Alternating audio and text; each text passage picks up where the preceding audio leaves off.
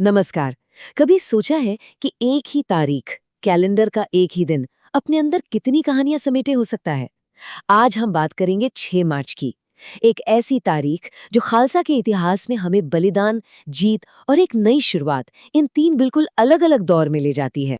तो सवाल यही उठता है कि क्या कोई एक तारीख सिर्फ कैलेंडर पर एक नंबर से कहीं बढ़कर हो सकती है? और हाँ, जब हम खालसा कहते हैं तो हमारा मतलब होता है सिख समुदाय का संगठित स्वरूप। तो चलिए साथ मिलकर 6 मार्च की इन परतों को खोलते हैं और देखते हैं कि इस एक दिन में समुदाय की कौन-कौन सी दास्तां छिपी हैं। तो हमारा फोकस रहेगा 6 मार्च पर।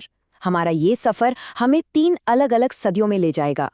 सबसे पहले हम चलेंगे 1752 में, जहां बात होगी एक सहयोगी के बलिदान की। फिर हम पहुंचेंगे 1834 में, जब खालसा ने एक शानदार जीत हासिल की। और आखिर में 1921 में हम देखेंगे सामुदायिक प्रबंधन की एक मिसाल। हर पड़ाव पर एक नई कहानी इंतजार कर रही है। चलिए शुरुआत करते हैं 18वीं सदी से।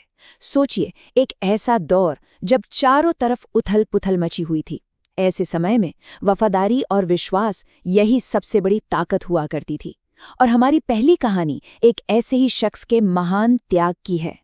तो इस कहानी के हीरो हैं दीवान कौड़ा मल। वो मुगल गवर्नर मीर मन्नू के दरबार में एक बहुत ऊंचे ओहदे पर थे। अब देखिए, ये वो दौर था जब सिखों पर बहुत जुल्म हो रहे थे। लेकिन ऐसे मुश्किल हालात में भी दीवान कौड़ा मल सिख समुदाय के लिए अपनी हमदर्दी और मदद के लिए जाने जाते थे।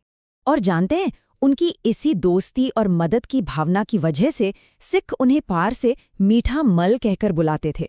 ये सिर्फ एक नाम नहीं था, ये उस भरोसे का सबूत था जो उन्होंने उस कठिन समय में कमाया था। इससे उनके किरदार की एक बहुत ही खास तस्वीर उभर कर सामने आती है। और फिर आया 6 मार्च 1752 का दिन, जिस दिन उन्होंने अपनी वफादारी को साबित कर दिया। अहमद शाह दुर्रानी के खिलाफ लाहौर की हिफाजत करते करते वो शहीद हो गए।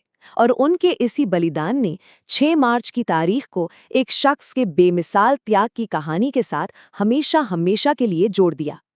तो दीवान कौड़ा मल के इस व्यक्तिगत बलिदान से अब हम लगभग 80 साल आगे चलते हैं। अब कहानी एक अकेले इंसान की नहीं, बल्कि एक पूरी संगठित फौज की है। ये कहानी है खालसा सेना की एक ऐसी जबरदस्त जीत की जिसने इतिहास बदल दिया। हाँ, साल 1834 ये सिख खालसा सेना के लिए एक मील का पत्थर था। इस साल उन्होंने एक ऐसी बड़ी सैन्य जीत हासिल की जिसने उस पूरे इलाके में पावर का बैलेंस, मतलब शक्ति का समीकरण ही हमेशा के लिए बदल डाला। और इस पूरे मिशन की कमान किसके हाथ में थी? महान जनरल हरि सिंह नलवा के। और टारगेट बिल्कुल क्लियर था, पेशावर शहर पर कब्जा। देखिए, पेशावर को उस वक्त एक तरह से भारत का एंट्री गेट माना जाता था, तो जाहिर है इस पर जिसका कब्जा हो उसे एक बहुत बड़ी स्ट्रेटेजिक बढ़त मिल जाती। तो इस जीत का असर कितना बड़ा था, इसे ऐसे समझिए। 6 मार्च से पहले पेशावर अफगानों का एक बहुत जरूरी सरहदी इलाका था, लेकिन इस एक दिन के बाद ये सिखों का एक मजबूत गढ़ बन गया। ये सिर्फ एक शहर को जीतना नहीं था, ये एक ही दिन में एक बहुत बड़ा पावर शिफ्ट था। अब चलिए एक और लंबी छलांग लगाते हैं और सीधे 20वीं सदी में पहुंचते हैं। यहाँ 6 मार्च की कहानी एक बिल्कुल नया मोड़ लेती है। अब बात तलवार या जंग की नहीं, बल्कि व्यवस्था और शांति से चलने वाले कम्युनिटी गवर्नेंस, यानी सामुदायिक शासन की है।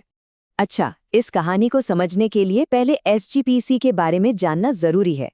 एसजीपीसी यानी शिरोमणि गुरुद्वारा प्रबंधक कमेटी। ये एक ऐसी सेंट्रल बॉडी है जिसे इसलिए बनाया गया था ताकि गुरुद्वारों को भ्रष्ट महंतों के कंट्रोल से आज़ाद कराकर उनका मैनेजमेंट सीधे सिख समुदाय के हाथों में दिया जा सके।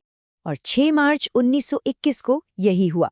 गुरुद्वारा माणक साहिब का मैनेजमेंट बिना किसी लड़ाई झगड़े के शांति से एसजीपीसी को सौंप दिया गया। ये एक बहुत बड़ा पल था। ये दिखाता था कि सिख समुदाय अब सिर्फ संघर्ष ही नहीं, बल्कि एक संगठित तरीके से अपना शासन चलाने की तरफ भी बढ़ रहा था। तो एक तरफ एक व्यक्तिगत बलिदान, दूसरी तरफ एक जबरदस्त सैन्य जीत और तीसरी तरफ एक शांतिपूर्ण हस्तांतरण। ये तीनों बिल्कुल अलग अलग कहानियां मिलकर 6 मार्च की विरासत के बारे में हमें क्या बताती हैं? चलिए अब इन सभी धागों को एक साथ जोड़कर देखते हैं। तो यहाँ हम साफ साफ देख सकते हैं कि कैसे 6 मार्च की कहानी वक्त के साथ आगे बढ़ी।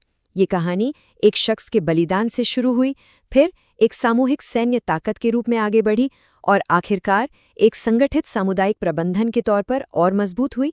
ये सिर्फ 3 अलग-अलग घटनाएं नहीं हैं, बल्कि ये पूरे समुदाय के सफर को दिखाती हैं।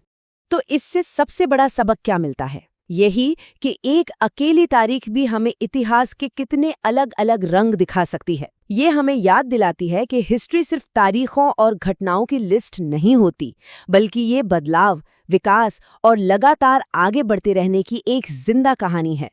तो अगली बार जब भी कैलेंडर पर कोई तारीख नजर आए, तो एक पल के लिए जरूर रुकिएगा और सोचिएगा, इस एक दिन में न जाने कौन-कौन सी कहानियां छिपी हो सकती हैं, क्योंकि इतिहास हमारे चारों ओर है, बस उसे देखने और समझने की जरूरत है।